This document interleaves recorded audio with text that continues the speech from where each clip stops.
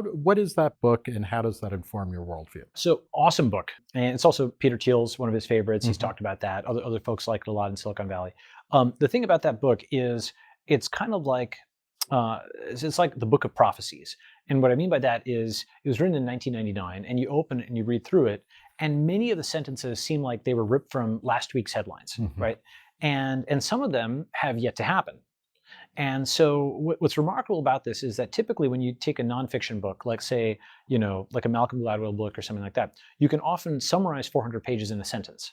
Whereas the sovereign individual is the opposite, where I could take a sentence in it, I could expand that into its own book. Hmm. So in a nutshell, what the thesis is that there's different ages of history.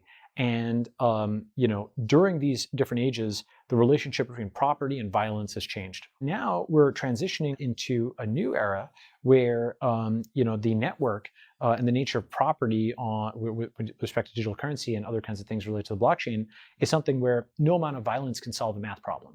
And so what that means is if you just know I somebody's wish you yeah. had told that to my non-math teachers. Sure, they could apply it to you. Yes, Might not make you it better at did math. not solve many problems. Right. But the thing about that is you might see $100 million in the Bitcoin blockchain, but first you need to identify that person who has that, which is non-trivial in its Hmm. own right.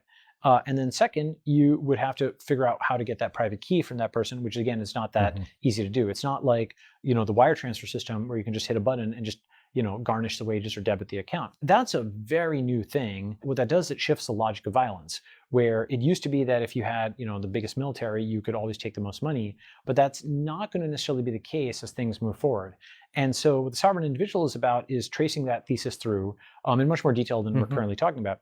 And saying, okay, what happens when you can't just see somebody's money, right? Now, there's good things that happen, which is that, everything becomes voluntary, and if you're a wealth creator, you can keep the wealth that you create. There's bad things that happen, which is that if robberies happen, if criminals happen, it's harder to follow the money, cut off their flow of funds. And so one of the things that the guy predicts is you're both going to have more upside and more downside, right? You're going to have like these incredible cities and organizations that push the frontiers, and you're going to have lots more petty crime. But one thing you're probably also going to have a lot less of are massive wars. There might be like one big transitional war as you kind of go into the new era, but after that point, because you can't just seize funds, it becomes harder for governments to just seize funds for their military to start wars. So on net, I think it's actually a very positive thesis for kind of humanity. But there's going to be some rocky transitional moments between now and then.